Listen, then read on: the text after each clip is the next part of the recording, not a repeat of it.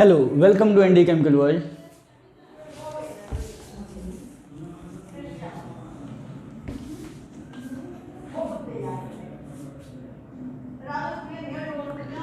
Hello welcome to ND Chemical world. एक बार हम फिर से स्टार्ट कर रहे हैं हमारा एक नया टॉपिक 11th क्लास का टॉपिक, जिसका नाम है स्ट्रक्चर ऑफ एटम। चैप्टर का नाम है स्ट्रक्चर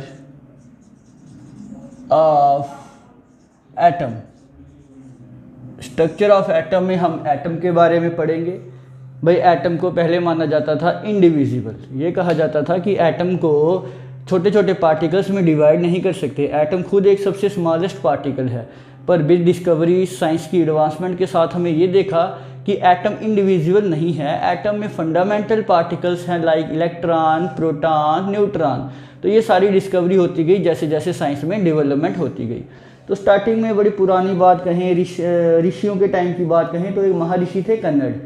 तो महर्षि कन्नड़ ने कहा था एक बार कि भाई जो सबसे छोटा पार्टिकल है, जिससे दुनिया का हर एक पदार्थ बना हुआ है, जिससे दुनिया का हर एक सब्सटेंस बना हुआ है, उस सबसे छोटे पार्टिकल को कहेंगे परमाणु। परमाणु, उन्होंने कहा था परमाणु से छोटा पार्टिकल कोई भी नहीं है। फिर टाइम के साथ साथ जैसे डेवलपमेंट होती गई और ये देखा गया कि हमारे डाल्टन साइंटिस्ट ने ये बताया कि भाई एटम किस तरह से है, एटम के अंदर क्या है, एटम का स्ट्रक्चर किस तरह से है। उन्होंने एटम के बारे में बहुत सी थ्योरीज दी, बहुत सारा कुछ एटम के बारे में बताया, जिसमें से बाद में काफ़ी चीज़ें गलत थी तो उसको मॉडिफाई भी किया गया, मॉडिफाइड डाल्टन एटॉमिक थ्योरी में। और फिर अलग अलग लोगों ने अलग अलग थ्योरीज दी एटम को लेके। तो ऐसे ही जब 19th और 20th सेंचुरी में साइंस में डेवलपमेंट हो रही थी, साइंस में डेवलपमेंट के साथ साथ साइंस उस टाइम एक पीक पे थी, तो उस टाइम कुछ ऐसे एक्सपेरिमेंट्स हुए जिन्होंने पूरी साइंस को हिला दिया। और वो था कि भाई जो एटम है वो इंडिविजिबल नहीं है, एटम इज डिविजिबल। एटम में और भी पार्टिकल्स हैं और यहाँ तक माना गया कि एटम में 32 टाइप के पार्टिकल्स हैं। हालांकि उसमें से फंडामेंटल पार्टिकल्स 3 ही हैं, इलेक्ट्रॉन, प्रोटॉन और न्यूट्रॉन। बट ऐसे देखा जाए टोटल ओवरऑल पार्टिकल्स तो 32 टाइप ऑफ पार्टिकल्स थे एटम में। तो वही सब हम डिस्कस करेंगे। तो सबसे पहले शुरू करते हैं डिस्कवरी ऑफ इलेक्ट्रॉन। कैसे पता चला कि एटम के अंदर इलेक्ट्रॉन भी हैं। उसके बाद डिस्कवरी ऑफ प्रोटॉन पे आएंगे और एंड में डिस्कवरी ऑफ न्यूट्रॉन पे आएंगे। तो स्टार्ट करते हैं डिस्कवरी ऑफ इलेक्ट्रॉन से। Discovery of electron, discovery of electron, discovery of electron. तो 19th और 20th सेंचुरी में क्या हो रहा था, एक साइंटिस्ट थे जिनका नाम था क्रुक्स। तो उस टाइम साइंटिस्ट क्रुक्स कुछ एक्सपेरिमेंट कर रहे थे और उन एक्सपेरिमेंट का नाम था डिस्चार्ज ट्यूब एक्सपेरिमेंट्स। उन एक्सपेरिमेंट का नाम था डिस्चार्ज ट्यूब एक्सपेरिमेंट। इस डिस्चार्ज ट्यूब एक्सपेरिमेंट में क्या हो रहा था, उन्होंने एक ग्लास की ट्यूब ली थी। इस तरह से एक ग्लास की ट्यूब ली है, यहाँ पर होल करके यहाँ पे अटैच किया है एक वैक्यूम पंप। यहाँ पर एक इलेक्ट्रोड लगाई है और यहाँ से वायर निकाल दी है बाहर। यहाँ पर भी एक इलेक्ट्रोड लगाई है और वायर निकाल दी है बाहर, और इसको अटैच कर दिया है एक बैटरी के साथ। अब देखिए एक ग्लास की ट्यूब है, यहाँ पे हम वैक्यूम पंप की हेल्प से इस ट्यूब के अंदर जो एयर है, जो गैस है, हम उस गैस को बाहर निकाल सकते हैं with the help of vacuum pump. और यहाँ पे 2 इलेक्ट्रोड ली गई हैं। एक इलेक्ट्रोड है हमारी नेगेटिव और एक इलेक्ट्रोड है हमारी पॉजिटिव। नेगेटिव इलेक्ट्रोड को भाई कहेंगे कैथोड और पॉजिटिव इलेक्ट्रोड को कहेंगे एनोड। कुछ बच्चों को ये कन्फ्यूज़न रहती है कि वो कहते हैं सर कैथोड तो पॉजिटिव होती है, आपने कैथोड को नेगेटिव लिख दिया। तो जब आप इलेक्ट्रोकेमिस्ट्री चैप्टर पढ़ोगे तो वहाँ पे आपको क्लियर होगा कि कैथोड को कब पॉजिटिव लिखना है और कब नेगेटिव लिखना है। मोटा मोटा मैं आपको ये बता देता हूँ कि जब हम खुद इलेक्ट्रिसिटी प्रोवाइड कर रहे होते हैं, जैसे इस केस में मैंने खुद इलेक्ट्रिसिटी प्रोवाइड की है, जब हम खुद इलेक्ट्रिसिटी प्रोवाइड करते हैं उस केस में नेगेटिव टर्मिनल होता है कैथोड और पॉजिटिव टर्मिनल होता है एनोड। अगर उल्टा हो रहा है, केमिकल रिएक्शन की वजह से इलेक्ट्रिसिटी प्रोड्यूस हो रही है, तो उस केस में क्या होगा, उस केस में एनोड हो जाएगा नेगेटिव और कैथोड हो जाएगा पॉजिटिव। वो सारा डिटेल में पढ़ोगे आप 12th क्लास की इलेक्ट्रोकेमिस्ट्री में चैप्टर नंबर 3 में। तो यहाँ तक आपने देखा, तो एक एक्सपेरिमेंट करना था। हमने एक अपरेटस लगाया है, ग्लास की एक ट्यूब है, इस ट्यूब में 2 इलेक्ट्रोड्स हैं, दोनों को बैटरी से जोड़ दिया गया है। भाई मैंने इस बैटरी में पोटेंशियल डिफरेंस क्रिएट किया है 10,000 के आसपास, 10,000 वोल्ट। 10,000 वोल्ट जब मैंने यहाँ पे 10,000 वोल्ट पोटेंशियल दिया है, उस केस में मैंने देखा इस ट्यूब में कोई चेंज नहीं हुई, there is no change in this tube. फिर मैं क्या करता हूँ भाई, अपना वैक्यूम पंप ऑन करता हूँ और अंदर से गैस को बाहर निकाल देता हूँ। अब मैंने प्रेशर कम कर दिया। पहले प्रेशर क्या था, पहले ये खुला हुआ है, जितना प्रेशर बाहर है उतना ही प्रेशर अंदर था। अब मैंने वैक्यूम से गैस को बाहर निकाल दिया और इसको बंद कर दिया। अब प्रेशर मैंने कम कर दिया, नियर अबाउट मैंने 1 मिलीमीटर ऑफ मर्करी प्रेशर इसके अंदर क्रिएट कर दिया। जब मैंने गैस को बाहर निकाला और प्रेशर क्या कर दिया, लो प्रेशर कर दिया। क्या कर दिया, लो प्रेशर। भाई लो प्रेशर करते ही और 10,000 वोल्ट पोटेंशियल डिफरेंस देते ही मैंने देखा मेरे ट्यूब के बीच में जो स्पेस है वो ग्लो करने लगी, चमचमाने लगी, ग्लो करने लगी। और एक चीज और देखी, यहाँ से इस तरफ नेगेटिव से पॉजिटिव की तरफ कुछ रेस जाने लगी। कहाँ से, कैथोड से एनोड की तरफ। तो मैंने उन रेस को कहा cathode rays. The rays which are travelling from cathode toward the anode side are called cathode rays. आप सोच रहे होंगे सर क्या आपको आंखों से दिख गया कि वो रेस जा रही हैं? नहीं, मुझे आंखों से नहीं दिखा। मैंने कुछ एक्सपेरिमेंट ऐसा परफॉर्म किया कि मुझे पता चल गया कि रेस इस तरफ से उस तरफ जा रही हैं। वो कौन सा एक्सपेरिमेंट है वो अभी देखेंगे 1 मिनट के बाद, कि मैंने ऐसी क्या चेंज की कि मुझे पता चल गया कि रेस इस तरफ से इस तरफ जा रही हैं।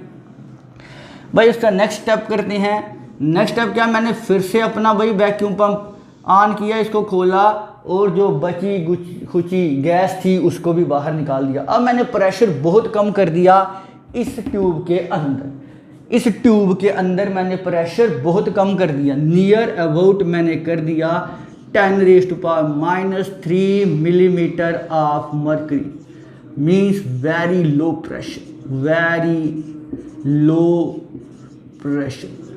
भाई जब मैंने प्रेशर इतना लो कर दिया तो मैंने ऑब्जर्व किया कि ये जो लाइट बीच में ये जो ग्लो हो रहा था ये ग्लो होना बंद हो गया, पर वो जो रेस कैथोड से एनोड की तरफ जा रही थी वो अभी भी जा रही हैं, ग्लो नहीं कर रही अब ट्यूब। जब प्रेशर बड़ा ज़्यादा हाई, मतलब जब प्रेशर हाई था, वैक्यूम पंप ऑन नहीं था, इधर से खुला था, तब तो कुछ नहीं हो रहा था, ना ही ग्लो हो रहा था, ना ही करंट चल रहा था, मतलब ना ही रेस चल रही थी। फिर मैंने प्रेशर को लो कर दिया। प्रेशर को लो करते ही ट्यूब के अंदर ग्लो होना भी शुरू हो गया। ग्लो का मतलब ऐसे टिमटिमाने लगा ग्लो, और रेस भी फ्लो करना शुरू हो गई।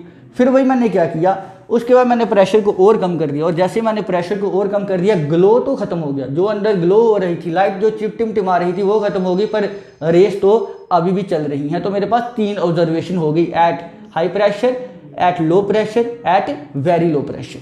ठीक है, तो यहाँ तक हमने देख लिया ये सारा कुछ। भाई इसके बाद हमने क्या किया, इसके बाद ये सारा जो प्रोसेस था, ये सारा कुछ जो ट्यूब्स वाला काम था, ये हमारे कौन कर रहे थे, साइंटिस्ट जिनका नाम क्रुक्स था। ठीक है, इसी एक्सपेरिमेंट को ऑब्जर्व करके एक साइंटिस्ट थे जे थॉमसन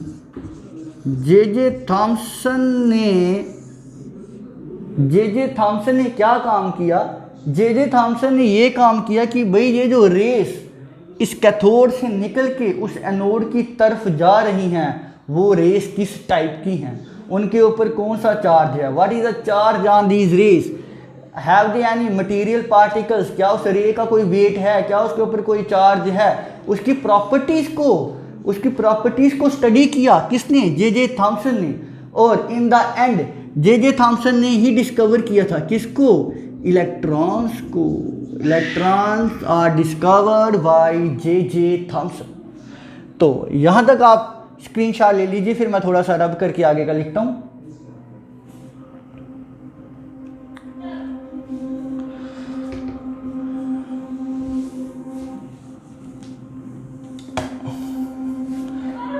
तो आप नेक्स्ट देखिए उसके बाद क्या हुआ। उसके बाद जे थॉम्सन ने क्या किया? जे थॉम्सन ने एक पॉजिटिव और नेगेटिव चार्ज लगा दिया, एक इस तरफ पॉजिटिव और इस तरफ नेगेटिव। जैसे ये ट्यूब है, ट्यूब के एक तरफ पॉजिटिव लगा दिया, बाहर बाहर, ट्यूब के बाहर बाहर पॉजिटिव लगा दिया और नेगेटिव लगा दिया। और उन्होंने ऑब्जर्व किया कि ये जो रेस चल रही थी, ये स्ट्रेट लाइन में जो रेस चल रही थी, ये पॉजिटिव वाली तरफ बेंड हो गई। इसका मतलब ये हुआ, इसका मतलब फर्स्ट ऑब्जर्वेशन तो हमने ये निकाल दी कि ये जो कैथोड रेस हैं, द कैथोड रेस हैव कौन सा चार्ज होगा? नेगेटिव चार्ज, क्योंकि वो पॉजिटिव की तरफ बेंड हुई हैं, इसलिए उन पे कौन सा चार्ज होगा? Negative charge. भाई सेकंड पॉइंट, और उन्होंने क्या किया? उन्होंने पॉजिटिव चार्ज नेगेटिव चार्ज लगाया और इससे हमने चार्ज निकाल दिया, इस पर चार्ज है। फिर क्या किया? उन्होंने यहाँ ट्यूब के सेंटर में एक व्हील जैसा रख दिया, जैसे पंखा नहीं होता, पंखे के फैन के वो 3 ब्लेड्स होते हैं, वैसे कुछ इस तरह का उन्होंने इधर छोटा सा रख दिया। ऐसा नहीं है बड़ा हैवी रखा, आधा किलो का पंखा ही रख दिया, वैसा नहीं है, बड़ा लाइट वेट सा कुछ उस तरह का, उस डिज़ाइन का यहाँ पे रखा। और जब उन्होंने ट्यूब के यहाँ पे ऐसा वाला एक व्हील रखा तो उस व्हील की एक शैडो बन गई यहाँ पर, शैडो, इस व्हील की शैडो बन गई। भाई किसी चीज़ की शैडो कब बनती है? अब मेरी शैडो बन रही है, इसका मतलब मेरे ऊपर स्ट्रेट लाइट पड़ रही है, सीधी स्ट्रेट लाइट, क्योंकि light travel in straight path. तो जैसे ही किसी के ऊपर स्ट्रेट लाइट पड़ेगी उस चीज़ की शैडो बनेगी। अगर किसी के ऊपर जिग जैग वाली लाइट पड़ेगी, हालांकि ऐसा पॉसिबल नहीं है, ऐसे मैं इमेजिनरी बात कर रहा हूँ, अगर जिग जैग वाली लाइट पड़ेगी तो उसका शैडो नहीं बनेगा। इसका मतलब कैथोड रेस की वजह से इसका शैडो बना है। इसका मतलब ये हुआ कि भाई cathode rays travel in straight line, travel in straight line, cathode race straight line में ट्रैवल करेंगी। भाई पॉइंट नंबर 3 पे आते हैं।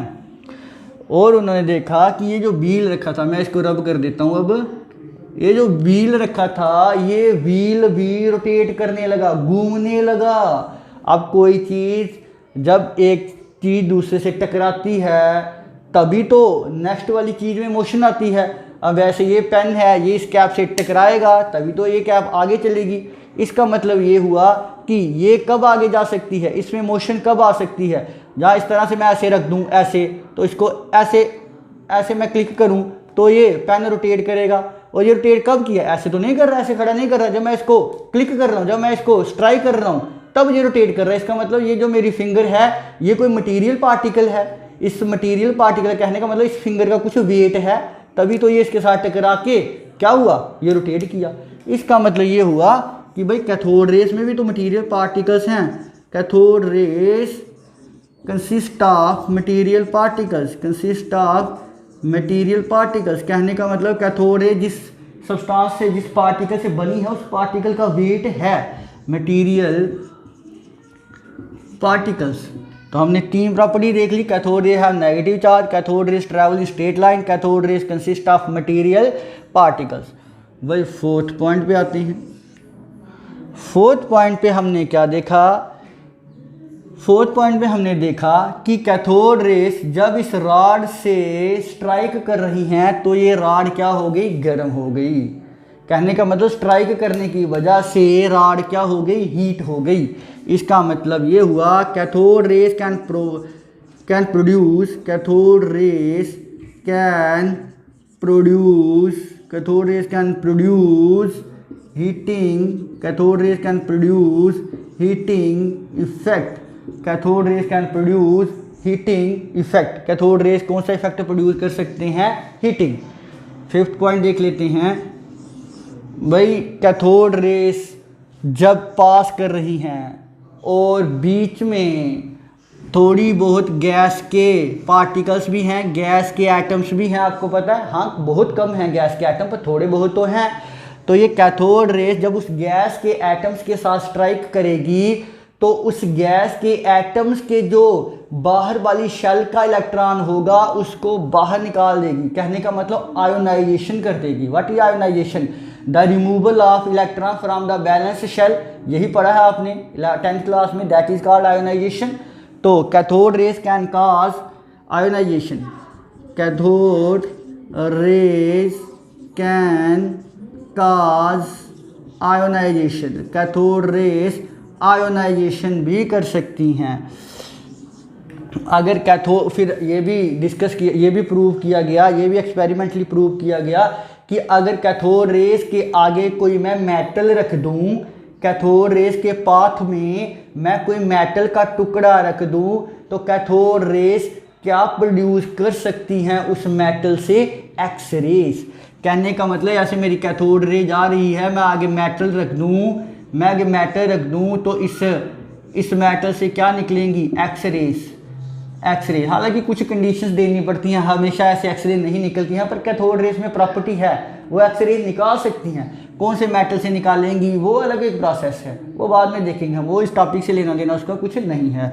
तो cathode rays can produce X rays. Cathode rays can produce X rays. Cathode rays can produce X rays. तो ये कुछ प्रॉपर्टीज़ थी कैथोड रेस की। कैथोड रेस अगर किसी चीज़ के साथ टकराती हैं, स्ट्राइक करती हैं, तो वहाँ पे कुछ ग्लो होता है, थोड़ा थोड़ा से चमकने वाला इफेक्ट पड़ता है। तो हम ये कहते हैं कि cathode rays can also produce florescence. वो आगे देखते हैं, तब तक आप स्क्रीनशॉट ले लीजिए, फिर मैं रब कर देता हूँ।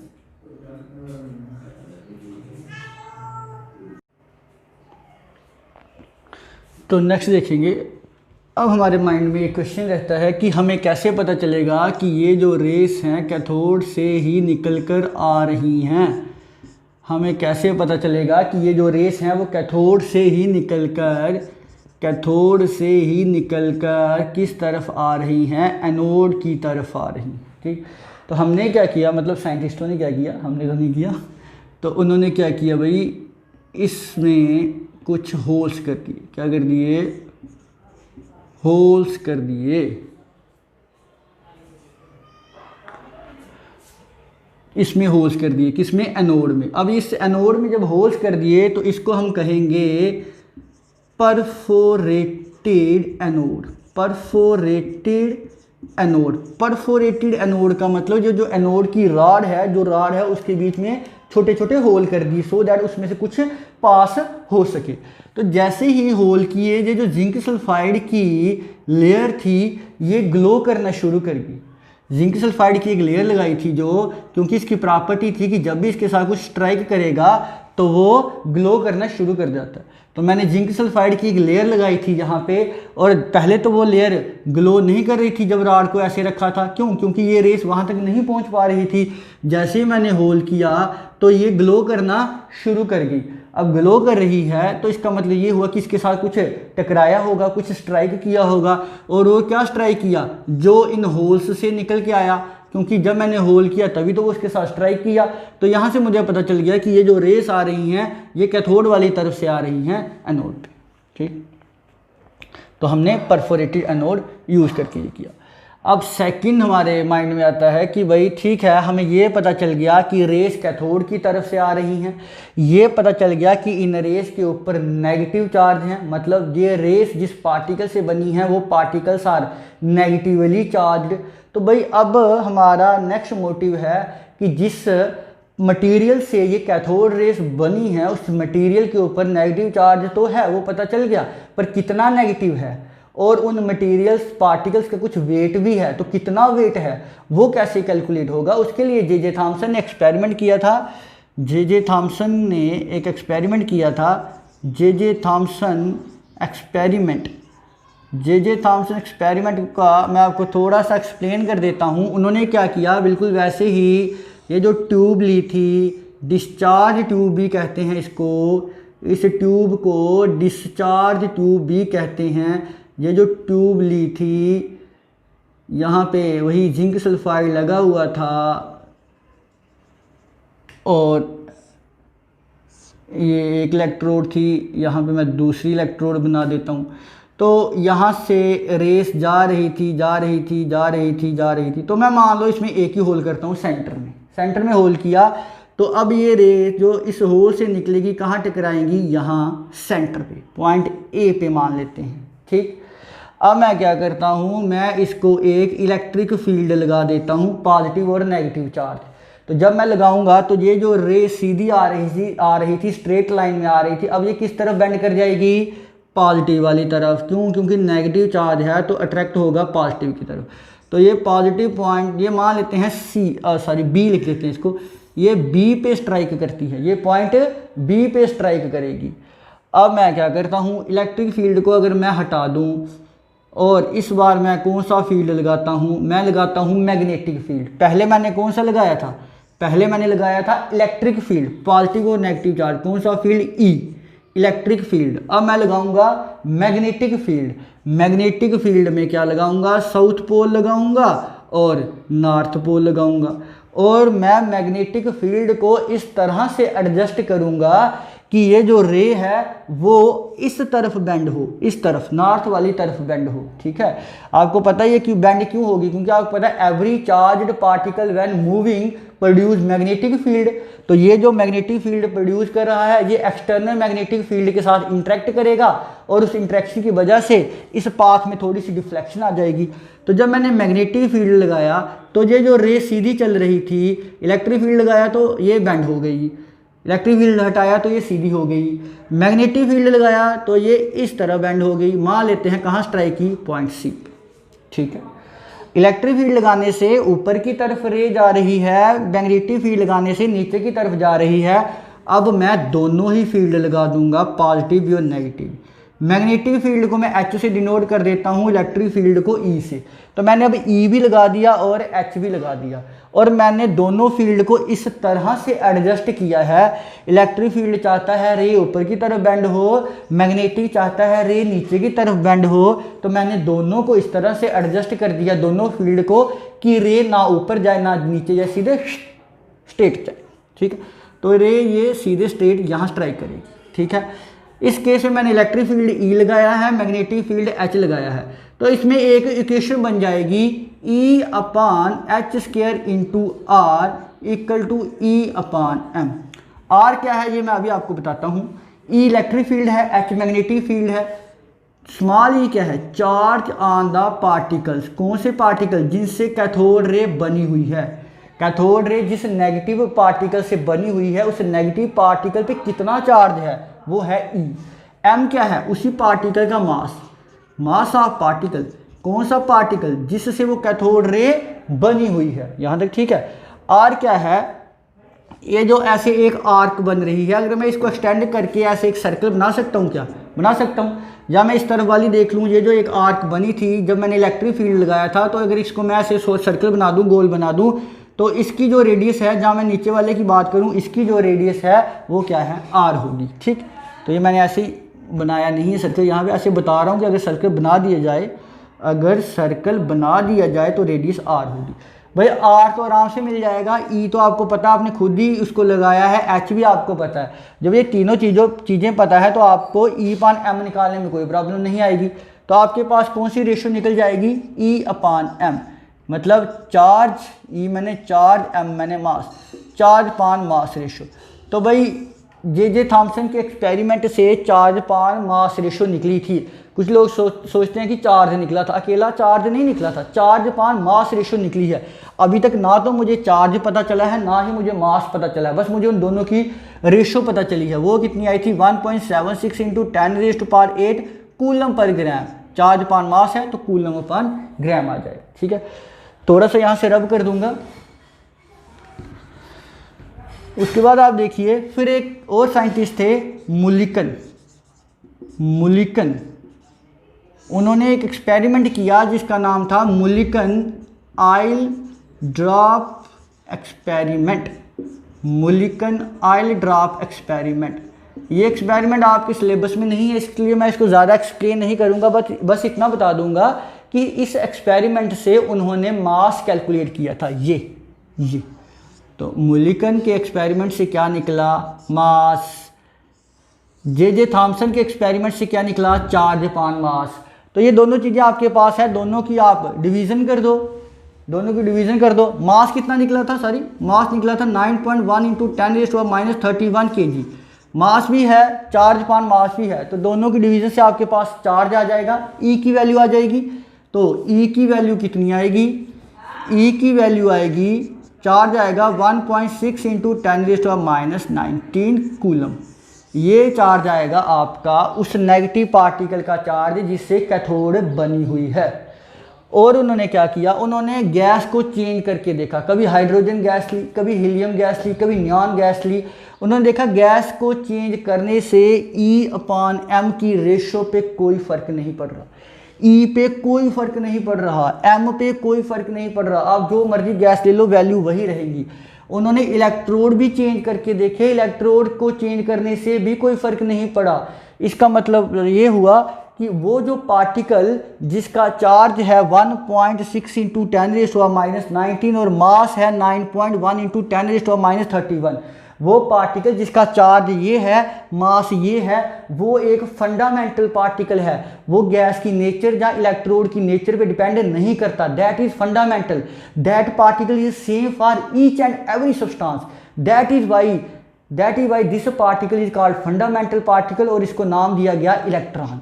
तो इलेक्ट्रॉन क्या है, electron is a particle which has charge 1.6 × 10⁻19 negative का charge, and mass is 9.1 × 10⁻31 kg। तो एक ऐसा पार्टिकल जिसमें ये चार्ज है, ये मास है, उसको कहते हैं इलेक्ट्रॉन। ठीक, तो यहाँ से आपका क्या डिस्कवर हो गया, इलेक्ट्रॉन। कुछ बच्चे क्वेश्चन पूछते हैं कि सर ये जो रेस निकल के एनोड की तरफ आ रही हैं, ये कहाँ से शुरू हुई, क्या ये यहाँ से शुरू हुई, यहाँ से या इस रॉड से? तो आंसर है इस कैथोड की रॉड से भी निकली हैं, प्लस ये जो गैस ली थी, थोड़ी बहुत गैस जो बची थी इस ट्यूब से, यहाँ से भी निकली हैं। तो कैथोड रेस जो उस तरफ जा रही हैं वो कहाँ से निकली हैं, इस रॉड से भी और गैस से भी। अगर गैस नहीं भी होती तो भी ये रेस निकलनी ही निकलनी थी। तो मतलब ये कहने का कि ऐसा नहीं है कि गैस नहीं होगी तो रेस नहीं निकलेंगी, तो भी रेस निकलेंगी। ये एक बात। सेकंड क्वेश्चन ये पूछते हैं कि आप ये बताइए कि इस तरफ से इस तरफ ये जो इलेक्ट्रॉन्स आ रहे हैं क्यों आ रहे हैं? तो भाई आंसर है ये इलेक्ट्रॉन्स इसलिए आ रहे हैं क्योंकि बहुत हाई पोटेंशियल डिफरेंस क्रिएट कर दिया गया है 10,000 वोल्ट का। इस वजह से ये पॉजिटिव चार्ज इस रॉड के इलेक्ट्रॉन्स को अट्रैक्ट करता है और उस रॉड से इलेक्ट्रॉन को निकाल देता है। ठीक, यहाँ तक ये आंसर हो गया। उसके बाद एक क्वेश्चन है जो मैं आपको एज ए होमवर्क देता हूँ। आप ये सोचिए कि ऐसा क्यों नहीं हुआ, इलेक्ट्रॉन निकल के पॉजिटिव वाली तरफ गए, ऐसा क्यों नहीं हुआ कि प्रोटॉन निकल के इस तरफ आ जाते, प्रोटॉन यहाँ से निकलते यहाँ आ जाते नेगेटिव वाली तरफ, पर ऐसा तो नहीं हुआ, प्रोटॉन नहीं निकले, इलेक्ट्रॉन्स ही यहाँ से इजेक्ट होके इस एनोड वाली तरफ गए हैं। ठीक है, इस क्वेश्चन का आंसर ढूंढने की कोशिश कीजिएगा। तो इसके साथ ही हमारा ये टॉपिक खत्म हो जाता है, डिस्कवरी ऑफ इलेक्ट्रॉन। तो अगर आपको वीडियो पसंद आई हो तो उसको लाइक कर दीजिए, चैनल को शेयर कर दीजिए, सब्सक्राइब कर दीजिए, वीडियो को शेयर कर दीजिए, और जल्दी ही हम नेक्स्ट वीडियो भी इसका अपलोड कर देंगे। तब तक के लिए थैंक यू, बाय बाय।